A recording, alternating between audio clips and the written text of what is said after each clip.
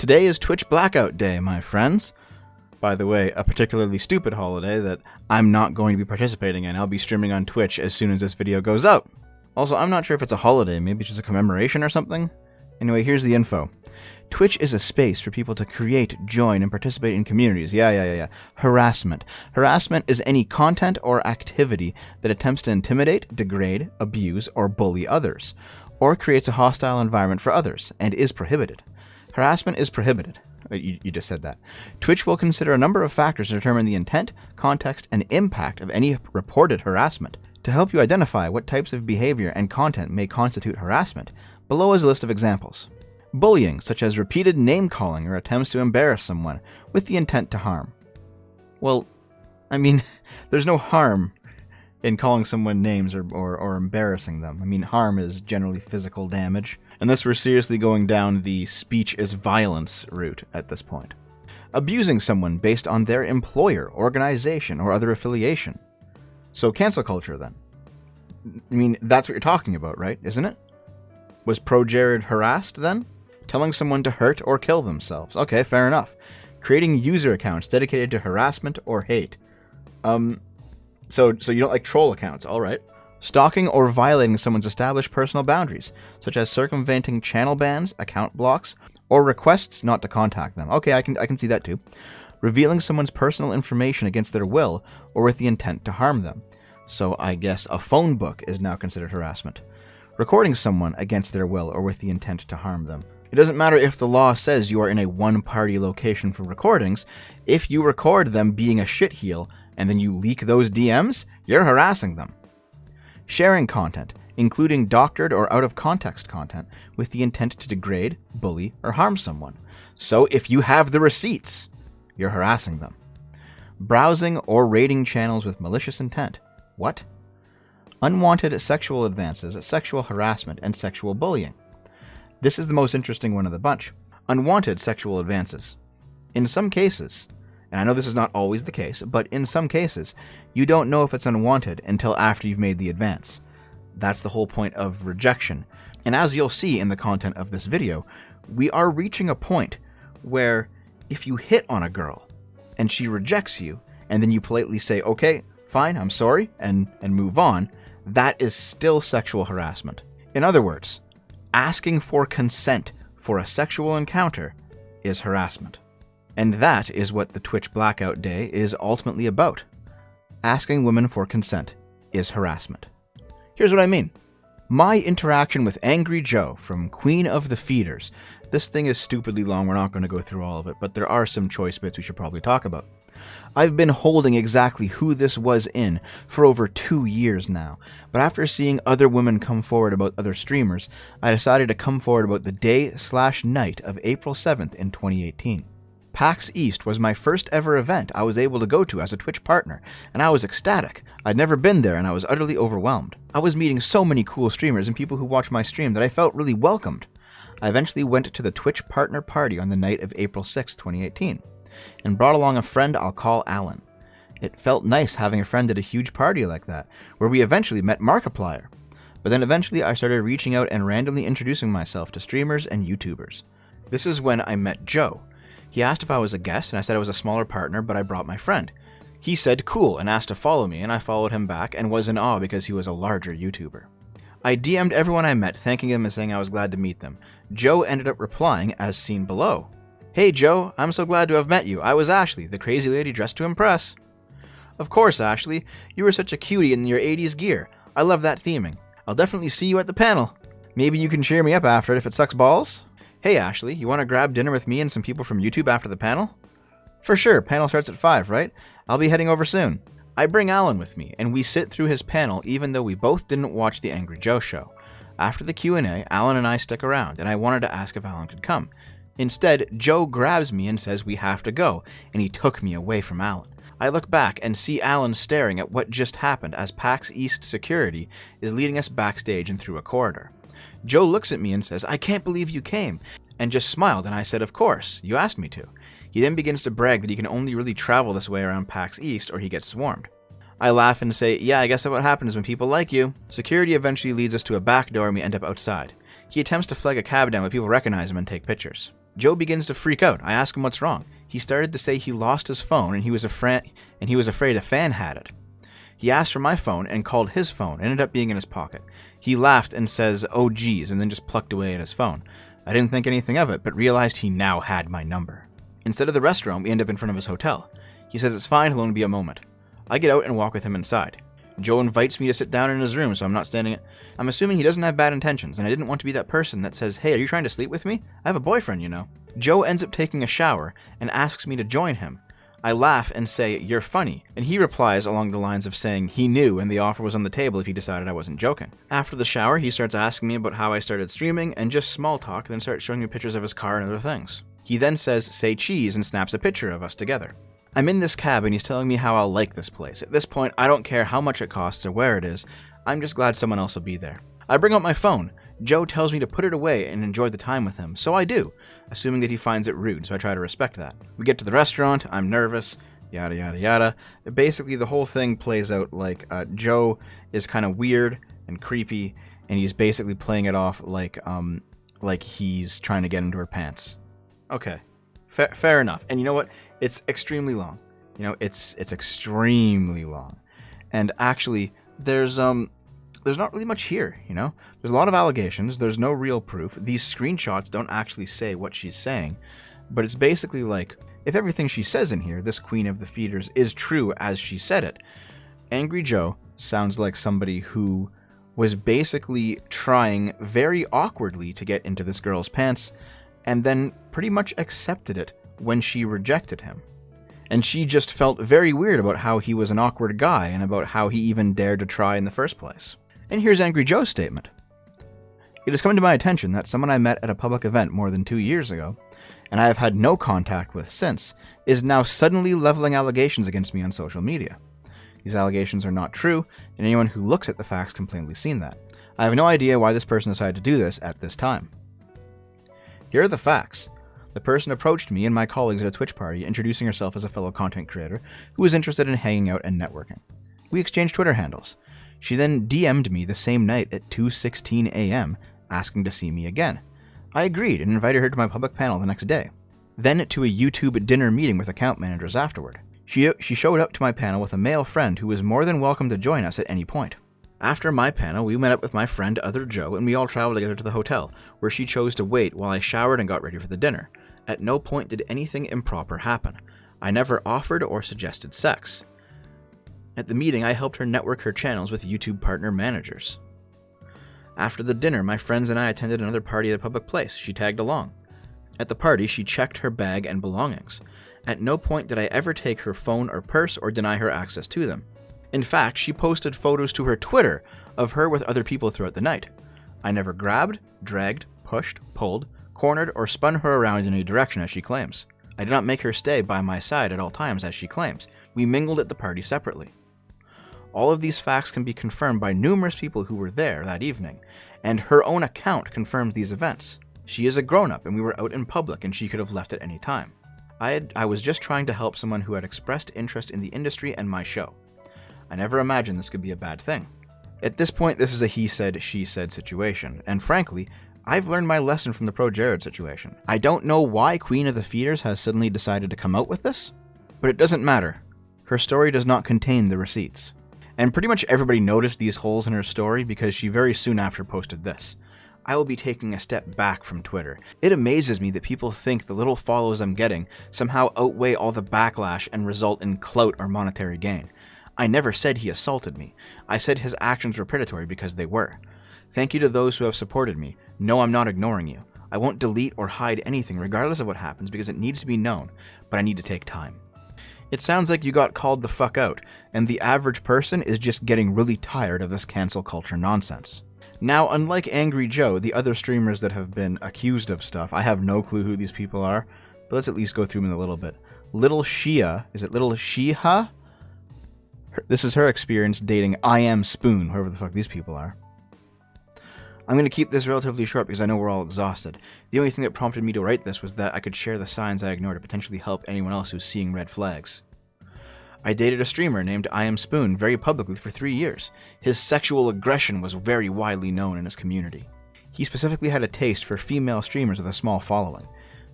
In my case, he constantly used his sponsorship with a PC part manufacturing company as a power move. He would not stop having sex with me until I started crying.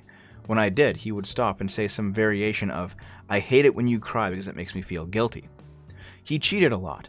He manipulated women with his position in the industry. Every time this happened, he begged me to stay, promised me everything, would write long Twitter threads about how great I was. When I agreed to stay, he would go back to treating me badly. He convinced me to quit things that I loved, like competing in dance competitions. Multiple people tried to warn me about his behavior with women. When I confronted him, he said they were scorned and trying to ruin his life. Here's Majin Bunny with "I Can't Stay Silent Anymore." Hi everyone, I've been silent about something that happened to me during the weekend of EVO 2016. I've struggled to not only talk about this for 4 years, but I'm even struggling to type it out now. Me and my ex dated for a couple of months back in early 2016. I attended PAX East 2016 with him, and that was our first time physically together. There were some issues that transpired over sheer jealousy of me talking to the guy in front of him.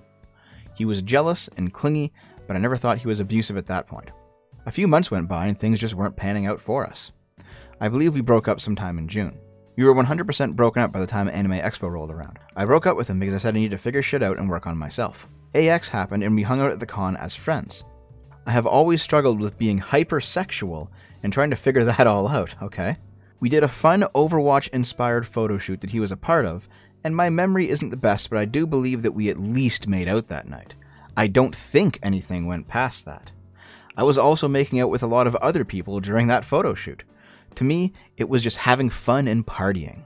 This sounds like someone who has it all together, eh? Make out with your jealous ex. Life choices. We talked and maintained a friendship up until EVO. Was I flirty in texts with him? Honestly, I can't remember and wouldn't even surprise me if I was. I've always been very flirty with everyone, and at that point, I'm single. We get to Vegas and things get crazy. It's the typical 21st birthday of just endless partying and having fun. There were 8 of us staying in a room, and all but one of us were single. It was definitely not a church party, I will say that. Everything seemed normal. My ex pulled me aside to talk while we were checking out of the hotel. I didn't think anything was weird, but he pulled me to the side and asked if we can get back together. I firmly told him I can't do that, despite making out with him earlier. I still have to work on myself. How much working on yourself were you doing as you were fucking everyone around you? I still don't know what I was struggling with at the time, so I wasn't able to get across exactly why. I was struggling with my own sexual identity, and being poly. Did he deserve an answer? At the time he did, but I didn't have one. I rejected him. He did not seem happy. At the time, I chalked it up to rejection hurting, but it doesn't matter, we were all going home soon anyway. We all decided to hit the pool before we drove home just to have one last fun hangout. I personally ordered a picture to share with the group. Everyone in our group, minus one friend, was above 21. Our minor was our DD. I wasn't driving home, so I was chugging drinks like it was going out of style. Needless to say, drinking definitely makes me more sexual. I, like usual, turned everything into a huge make-out fest in the pool. It was shortly after that everything turned sour. He asked me to get his drink and my own for a toast. Now, because I ordered the pitcher, it didn't matter to me what drink went to who. I thought it was all the same drink, but I've never been more regrettably wrong. Our minor wanted to just try the drink out. This is the fucking DD, by the way, and the abuser, now the ex is the abuser, made sure he tried her drink and played it off like it's my birthday so I get a full drink. Some time goes by, and the abuser starts getting sick, and he's extremely out of it. It set off red flags to everyone, and we rushed out of the pool and went to an office nearby. He, the ex, the abuser, remember, is in the bathroom puking for a while, and when he comes back, security is already there. No one is even slightly suspicious of him at this point, because who would drug themselves? That's when he, remember, the ex, the abuser, tells security and the 6 other people in the room that he was definitely roofied, and he knows it's that because he used to take them recreationally. Major red flag. It's a red flag that this guy used to take roofies recreationally while you're doing the whole drinking, drugs, and constant sex with everyone at this trip you're on. I'm immediately suspicious. I'm completely sober at this point, out of pure fear of what's happened to the people around me. I gave security my contact information, and I dragged the girl to the car. The abuser is able to walk on his own. I believe he realized what happened real quick and made himself throw up. My other friend drank less than him and is barely breathing. I dragged them to the hospital and forced both of them to get a tox screen. My girl is gone, and I'm trying to get her checked in, and I blatantly lied to the nurse and said I was her sister so I could go in with her and make sure she's okay. At no point did they ask for my license, and they tell us to sit down and wait.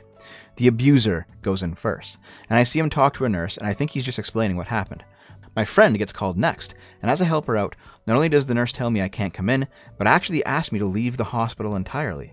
I have no way of knowing what he said to those nurses, but no one gets asked to leave the premises of a hospital for no reason. My friend, teetering in and out of consciousness, remembers at one point overhearing him tell the doctor they willingly took the drugs and she just took too much. She is literally powerless to speak and move. They eventually get released as I'm waiting outside of my car, legitimately freaking out and having no idea what's going on. The car ride home, I was only worried about my friend because she looked like she was dead in my back seat. I was either silent or short with my answers when he tried to talk to me. He wasn't staying with me over the course of the weeks of being in LA, but given the circumstances, I felt it was better to take both of them to my house to keep an eye on them. We get inside my house and he immediately tries to go to my room. I stop him in the doorway and tell him he's sleeping on the couch. My friend would share the bed with me so I could keep an eye on her and make sure she's okay. When I said that, I felt like I saw the fire in his eyes. He blocked the doorway and was demanding to share the bed with me. It was the first time he genuinely scared me, but I was not playing around and told him it was the couch or the curb. He tried to double down, but I had no time for games and this girl couldn't fucking stand. First thing in the morning, I called the hotel and had him taken off as a contact for the situation, because I believed he was the perpetrator, not the victim. I messaged the person he was staying with to take him. He was even trying to stay with me the last 2 days he had left in LA, and I couldn't fucking deal. I immediately got rid of him. I immediately deleted him and blocked him on everything. I tried to open an investigation into the situation. We got video proof of what happened. I was basically told that because he drugged himself, we can't prove intent. I'd be dragging all of us through it just to have the justice system spit in my face anyway. Fuck the justice system. There is no justice for what happened that day. Now, she won't name the witnesses. Okay. She won't name who he is. Okay, fair enough. At least you're not, like, handing out a false accusation here. How do you know his intentions? We can only take what we can from the given situation, what the multiple witnesses also saw the whole time. Where did he get the drugs? One friend staying with us had a prescription for morphine, and there were pills missing at the end of the weekend. Now, I don't know. Like, are roofies morphine? Because I generally don't know. I don't get it, really. Like, I don't know. But this story sounds ridiculous. It sounds completely fucking ridiculous. This sounds like a party girl who slept around, who might have even cheated on this guy. And, you know, maybe he was jealous, maybe he was controlling. That's on him. But when he got rejected, everything that happened around that was public, and he seems to be much cooler. Then when they're in private, when there's no one to actually corroborate the story, what happens? Well, now he starts going insane. It's entirely possible that the guy was just a simp who was being led around by this chick. She finally rejects him, and then because of this party atmosphere that they're all in, they get roofied. And no, I'm not entirely willing to believe that the abuser, as you call him, is the one that actually roofied everyone, considering that, again, he himself got roofied. That's actually some pretty powerful evidence against it. This seems like something legitimately bad happened to you, and it probably happened to you because of your lifestyle, and you're looking for someone to blame. And this guy's convenient. Here's It's Me Molio, my experience with Omid Dariani. Back at PAX Prime 2014, I met you for the first time. I was still in college. It was my second convention ever. I was trying to meet people to learn how to break into the gaming industry. When we were introduced, I was really in awe of you. Okay, you know, like, oh god, whatever, you know. At this point, I don't want to be insensitive, but there are dozens of these stories coming out, okay? And they're all very similar. They're all like a girl who was a fan of like a game dev or a YouTuber or a streamer or something, and they're coming out and they're like, oh, I loved you so much. I loved you so much, and you took advantage of that. And you made me feel uncomfortable or something when you propositioned me for sex, and I said no, and then you left me alone, right? Like, it's kind of getting to be a little bit ridiculous here. I do not accept this new cultural idea that asking someone for consent to a sexual encounter, and then they reject you, and then you say, all right, I understand, I'm sorry, and then they go the fuck away, that's not sexual assault. No, absolutely not. And we cannot spend all this time going through all these allegations because there are dozens. Here is, I think, not a comprehensive, but a mostly comprehensive list. Dozens of women have levied sexual assault allegations towards several Twitch streamers, YouTubers, gaming and esports personalities, and gaming industry personnel. Here's the allegations against Omid Dariani. Okay. There's allegations against Say No to Rage from the Destiny game community. The CEO of Twitch, Emmett Shear. He was asked in an all-hands meeting about partners using their platforms to abuse women. He chuckled, said, "Wow, the things that go on our platform, I can't really comment," and then he moved on. Twitch has apparently dismissed a lot of these allegations in the past, as said by Justin Wong. Zombie Unicorn has some allegations, but I guarantee you is just her trying to get her 16th minute of fame.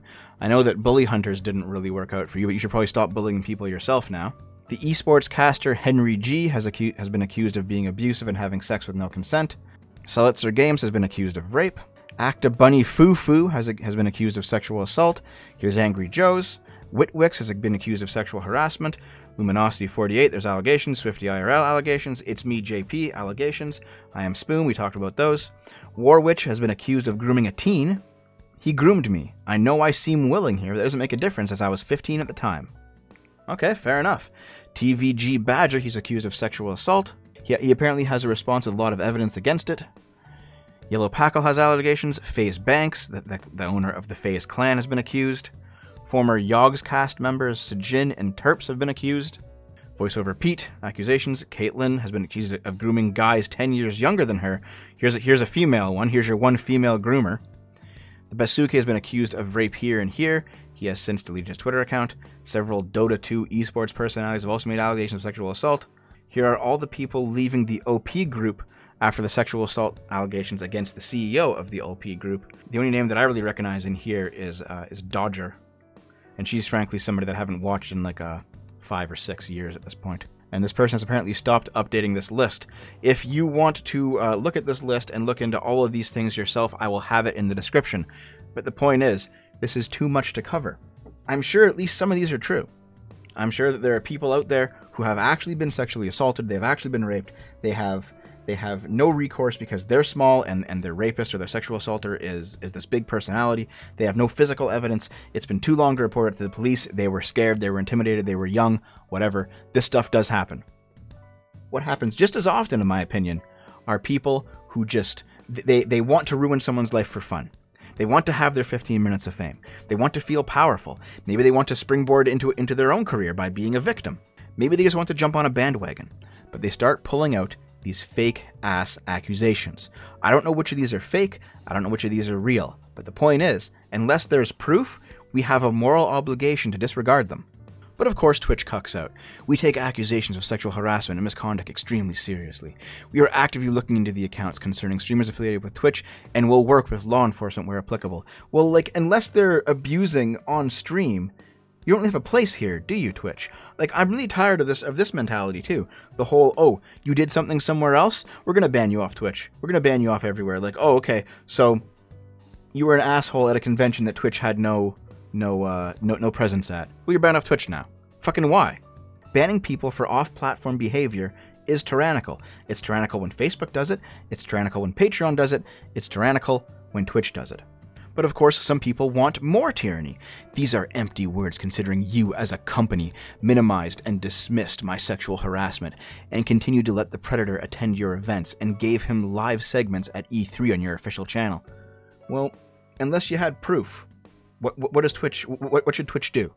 Like, if there was proof, he'd be arrested, surely. And if for some reason there's proof and he wasn't arrested because the cops are corrupt, then maybe Twitch should do something. But simply making an allegation is not proof enough. Here are some tweets from a former friend of mine. Unfortunately, I lost this guy, the Trump derangement syndrome. He used to work at Twitch. He couldn't hold the job down. I've talked about it before. We don't have to go into it again. But basically, he says, mob justice is ugly and imperfect. Mob justice is also unavoidable from an abused community when the established authority does not protect them. This is a roundabout way of saying, when some of these dudes lose their sponsorships or whatever, everyone can shut right the fuck up about the woes of cancel culture. I know people aren't perfect. I have no idea how to forgive so much of what I'm reading tonight. Not that it's my forgiveness anyone needs. I haven't been targeted by anything like this ever, thankfully. A lot of us are cutting ties tonight. I'm sorry to the victims. I'm sorry to those of us who are losing more friends and more trust. I'm hearing a bunch about the old days that I should have fucking known. If you have a story and haven't told it, I understand. Everyone has reasons. Everyone should recognize the further abuse someone is guaranteed just for speaking up. We should be standing up for the people who choose to speak so things can change. So let me get this right, Blah. Let me see if I have this properly understood in my tiny pea-like brain, okay?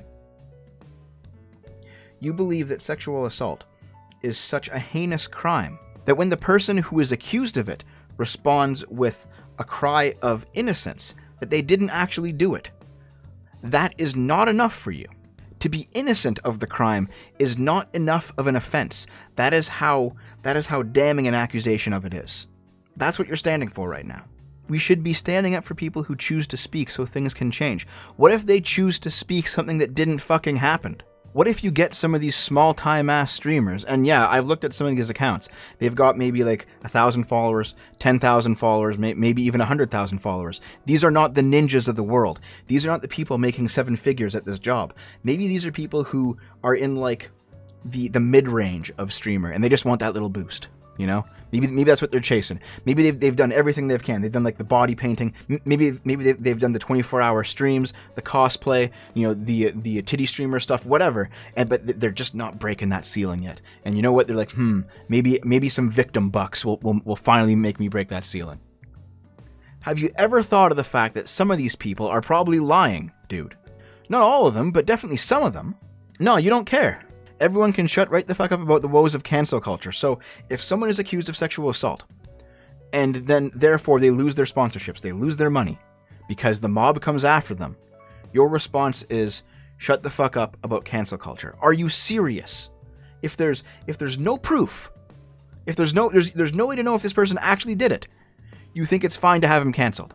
This is morally fucking reprehensible. We are calling for a Twitch blackout, an effort to get Twitch, E-Shear, that's the CEO, to take note of abuse, racism, sexual harassment, assault, and rape. We are asking streamers of all sizes to withhold from streams on Wednesday, June 24th. Make them notice. Use hashtag Twitch Blackout. Yeah, fuck you. I'll see you live, right now.